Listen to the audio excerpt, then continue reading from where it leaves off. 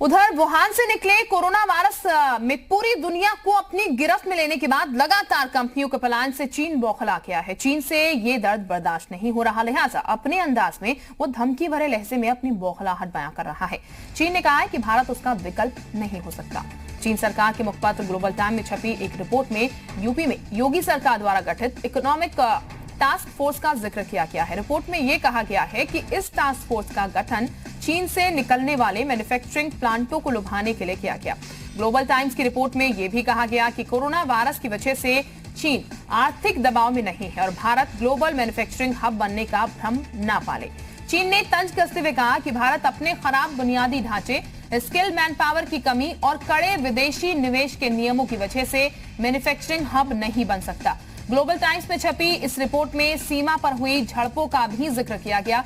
चीन ने भारत को चेताया है कि पड़ोसी देश की लालसा आर्थिक मुद्दों से आगे निकलकर सैन्य स्तर तक पहुंच गई है। चीन ने कहा कि कुछ लोगों को यकीन हो गया है कि वो चीन के साथ सीमावाद के मुद्दे का भी सामना कर सकते हैं, लेकिन ऐसी सोच खतरनाक और भ्रमित करने वाली है।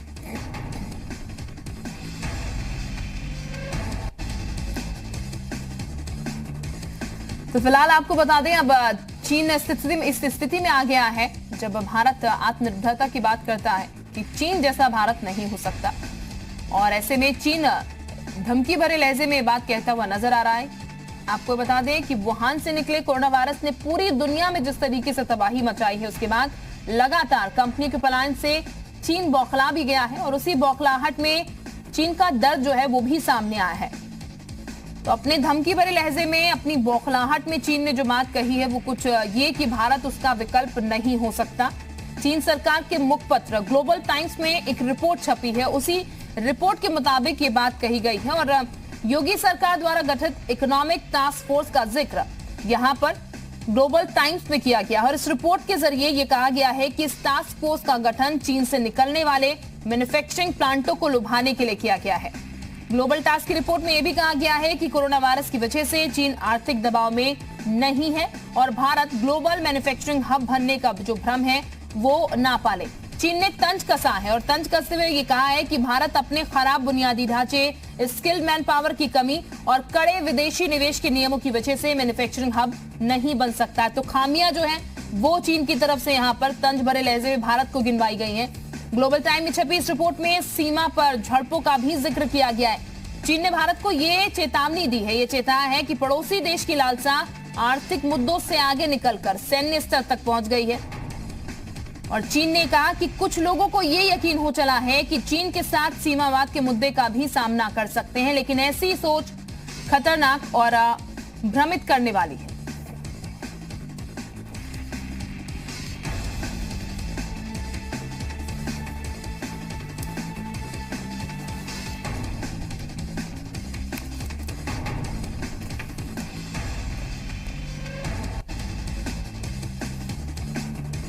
तो फिलहाल ये आपको बता दें, चीन का ये धमकी भरा लहजा जो कि ये कहता हुआ नजर आ रहा है कि भारत उसका विकल्प नहीं हो सकता है।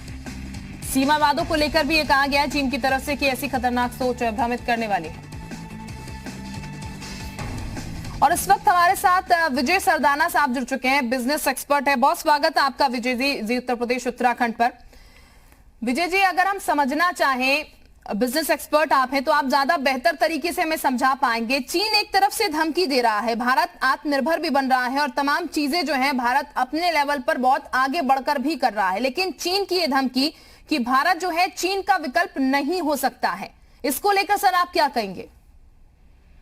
देखिए, निश्चित रूप से जब चीन को लग रहा है कि भारत एक विकल्प बन सकता है तो कोई भी अपने व्यापार को बचाने के लिए हर तरह के हथकंडे अपनाएगा। चीन भी वही कर रहा है, तो इसमें आपको परेशान होने की बात नहीं है। भारत इनफैक्ट चीन से ज्यादा अच्छा विकल्प बन सकता है। उसके 2-3 कारण हैं। पहला तो हमारी जो जनसंख्या है जी, वो चीन के बराबर है, तो मार्केट हमारे यहाँ चीन से बड़ा है। दूसरा, डेमोक्रेसी है, तो कंपनियों को ये ढूंढने और करने की छूट है कि वो कौन सा व्यापार करें। तीसरा, हमारा जो रिलेशनशिप है बाकी दुनिया से वो हॉस्टाइल नहीं है जी। हमारे यहाँ भाषा और संस्कृति दुनिया में आसानी से एडॉप्ट हो जाती है। हमारे यहाँ जो मैनेजर्स हैं वो पूरी दुनिया में काम करते हैं। जब वो इन्वेस्टमेंट यहाँ आएगा तो उनको आपस में कोऑर्डिनेशन में दिक्कत नहीं होगी। तो बहुत सारे फायदे हैं जब कंपनियां चीन से माइग्रेट करेंगी भारत में। और जिस तरह से भारत सरकार और राज्य सरकारें पॉलिसी बदल रही हैं, इन्वेस्टमेंट फ्रेंडली होने की कोशिश कर रही हैं, थोड़ा अगर उसकी हम रफ्तार बढ़ा दें, ब्यूरोक्रेसी कम हो जाए, उससे थोड़ा करप्शन कम हो जाए, तो भारत को चीन का विकल्प बनने से कोई नहीं रोक सकता। बिल्कुल, लेकिन सर जो तंज चीन की तरफ से कसा गया है उसमें कमियां जो है वो चीन गिनाता हुआ नजर आ रहा है। तंज कसते हुए वो कह रहा है कि भारत अपने खराब बुनियादी ढांचे, स्किल मैन पावर की कमी है।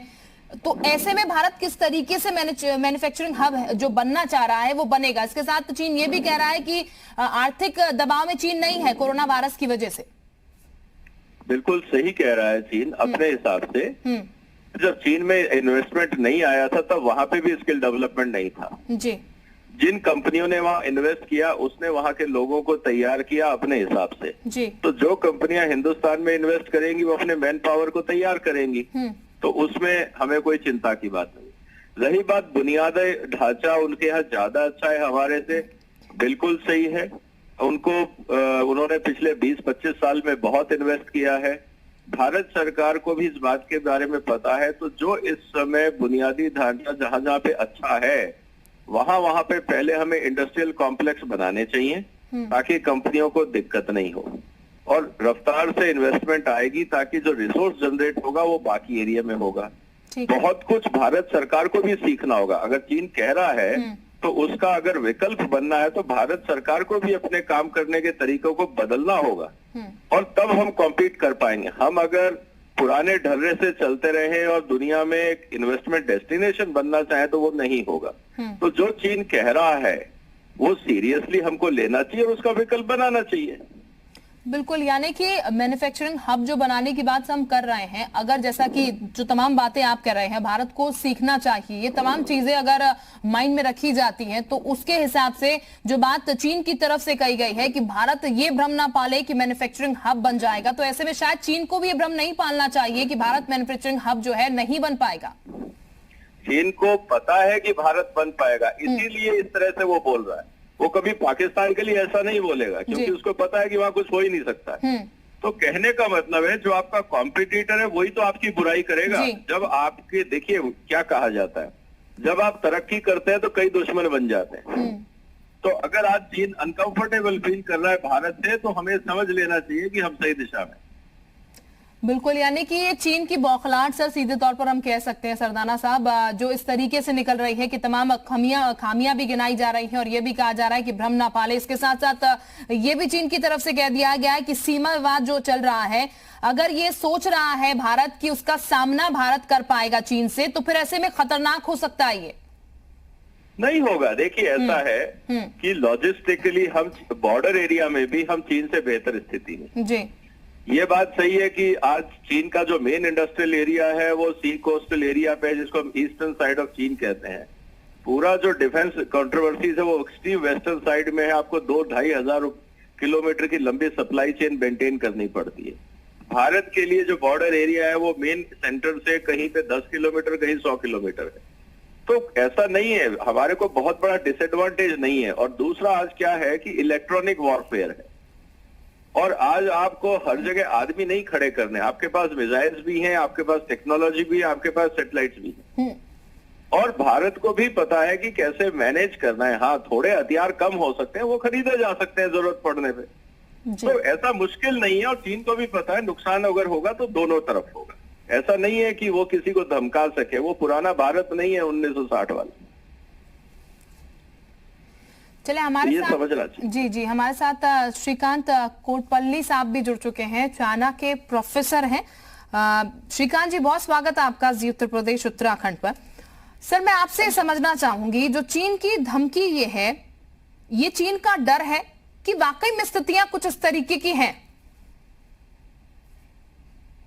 फिर दोबारा एक बार बता। सर, जो चीन की तरफ से कहा गया है कि भारत जो है मैन्युफैक्चरिंग हब नहीं बन सकता है, खासकर चीन के नजरिए में, जो चीन की तरह देखने की कोशिश कर रहा है भारत खुद को कि मैन्युफैक्चरिंग हब जो है वो बन जाएगा। सर, इसको मैं आपसे समझना चाहूंगी, चीन की जो धमकी है वो बौखलाहट है चीन की जो अब निकल के आ रही है इस तरीके से कि चीन धमकाने वाले लहजे में कह रहा है यहाँ पर? ये गलत बात है, क्योंकि वैसे वो चीन का कोई लेना देना नहीं है इसमें। अगर भारत मैन्युफैक्चरिंग सेक्टर बढ़ाना चाहते हैं जी, जैसे कि मोदी सरकार ने एक skill India, make in India, digital India, Sagarmala जैसे जो कुछ ऐसे चीज जो बनाए हैं, ये चीन का कोई लेना देना नहीं है। अगर वो थोड़ा सा इसके ऊपर कुछ ईर्ष्या है उनके लिए, तो हम कुछ उसका कह नहीं सकते हैं। हमारा वैसे मैन्युफैक्चरिंग सेक्टर जीडीपी में कुल मिलाकर कुछ 16-17 लगभग हैं, और हम इसको 30% तक बढ़ाने के लिए कोशिश कर रहे हैं अभी। ऐसे जो प्रोग्राम्स में अभी जो मोदी सरकार ने जो कोशिश कर रहे हैं जी। तो इनमें अभी तक चीन का कोई रोल नहीं है। इनका जो जैसे कि हमने पहले उनको बुलाया था जब राष्ट्रपति शी जिनपिंग 2014 में जब अहमदाबाद आए थे और दिल्ली भी आए थे, उस समय उन्होंने कहा है कि अहमदाबाद और पुणे में मैन्युफैक्चरिंग सेक्टर्स खोलेंगे, लेकिन अभी तक 6 साल के बाद भी कोई वैसे मैन्युफैक्चरिंग सेक्टर खोला नहीं है उन्होंने। दूसरा चीज, जो अभी बहुत सारे Japanese companies, Korean companies, American companies, European companies जो वहां से शिफ्ट करना चाहते हैं भारत को और वियतनाम और इंडोनेशिया को, तो क्योंकि ये कोविड-19 कोरोना वायरस के दौरान उन्होंने शिफ्ट कर रहे हैं सारे, तो इसके लिए बहुत भारत को फायदा है। जैसे कि उत्तर प्रदेश के सरकार अभी जो एक रेड कारपेट दे रहे हैं सभी मैन्युफैक्चरिंग यूनिट्स को, तो इसमें चीन का कोई रोल नहीं है। मतलब वो हम कोई मदद नहीं कर रहे हैं, सिर्फ ये ग्लोबल ट्रेंड्स हैं। जैसे कि जहाँ पे भी ग्लोबल इन्वेस्टर्स को प्रॉब्लम है तो वहाँ पे उन्होंने शिफ्ट करके दूसरा जगह डालते हैं। वैसे अभी चीन में भी वेज लेबर उनका बढ़ रहे हैं। जैसे कि अगर भारत में और देखें श्रीकांत साहब, चीन का जो श्रीकांत साहब, अगर हम अभी मानकर चले तो जो बात भारत कह रहा है मैन्युफैक्चरिंग हब जो बनने की बात भारत कह रहा है, उसमें कितना सक्षम भारत उस वक्त नजर आ रहा है? क्योंकि चीन के नजरिए से अगर हम बात करते हैं तो ग्लोबल टाइम में एक रिपोर्ट छपी है, उस रिपोर्ट में चीन की तरफ से कहा गया है कि भारत ये सपना ना देखे, यानी कि भारत विकल्प नहीं बन सकता है। लेकिन आपके मुताबिक मैं जानना चाहूंगी भारत इस वक्त किस कंडीशन में है? ये ग्लोबल टाइम्स भारत के जो ड्रीम्स को रोक नहीं सकते हैं ना। भारत का ड्रीम्स जो है वो भारत बना सकते हैं, जी जी, ग्लोबल टाइम्स नहीं बना सकते। तो अगर हम सीधा साधा इनके लिए कोशिश करें और जोर दबाव डाल के मैन्युफैक्चरिंग बढ़ा सकते हैं, तो चीन को ही उसको रोक नहीं सकते हैं। बिल्कुल, जाहिर तौर पर भारत को रोका नहीं जा सकता और लगातार भारत आगे बढ़ रहा है। शायद यही एक डर है जो कि इस भाषा में चीन की तरफ से बात सामने निकल के आई है। बहुत शुक्रिया आपका प्रोफेसर साहब मेरे साथ जुड़ने के लिए। श्रीकांत जी हमारे साथ जुड़े थे, विजय सरदाना साहब भी हमारे साथ जुड़े थे। बहुत शुक्रिया सर आपका भी हमारे साथ जुड़ने के लिए।